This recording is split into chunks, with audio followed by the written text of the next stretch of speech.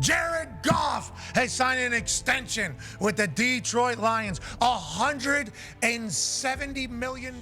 Highest paid player in NFL history, Joe Burrow, 5-year extension. Trevor Lawrence is making as much as a top 3 quarterback in football and making more than everybody else. Jordan Love has become the highest paid QB in NFL history with a record-breaking contract tonight. Every football fan can agree on one thing.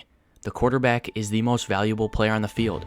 They can dictate an entire season, and that makes them the most paid position by far too. So you would assume that the best at that position would be paid the most. Well, here's the top 5 quarterbacks from last year, according to PFF and a ton of statistics. And here are the 5 most paid quarterbacks going into 2024. Do you notice anything? None of them were top 5 last year. So why are they getting paid this much? To answer that question, I don't know. Here is how much cap space Burrow will hold next season. Nearly 20% of the Bengals' total cap space they have. And with more and more teams signing guys to contracts like this, it's becoming the new norm. And that's a problem.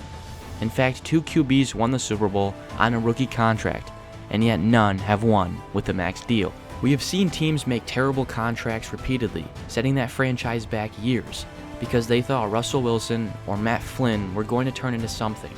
But my question is this: if that player ends up actually being good, and it wasn't an overpay, so what? Burrow was in a body bag his rookie year because his O-line sucked, and now the Bengals can't afford to extend key pieces like Jonah Williams, Joe Mixon, or DJ Reader.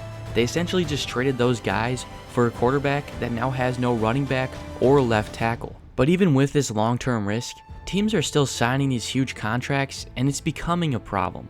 With these slightly above average quarterbacks raking in these huge deals and the cap space not getting raised for at least a couple years, those top 5 QBs will ask for even more money than last year's. Are the Cincinnati Bengals, business-wise, going to be able to afford to pay everybody when in the past they haven't? Putting even more stress on the rest of the roster, forcing other spots to make less money. With many other positions such as running backs and safeties getting criminally underpaid anyways, that issue will only become bigger the more record-breaking deals get signed, and those are happening way more than ever before. Between 2005 and 2017, only 9 record-breaking deals were inked, but in this 2024 offseason alone, it's had 4. The problem doesn't just lie with the top paid, because there's also zero middle ground, which is a bad thing. Only one quarterback is making $20 million a year, and that's Geno Smith. Everyone else is getting paid like a running back or like Tom Brady.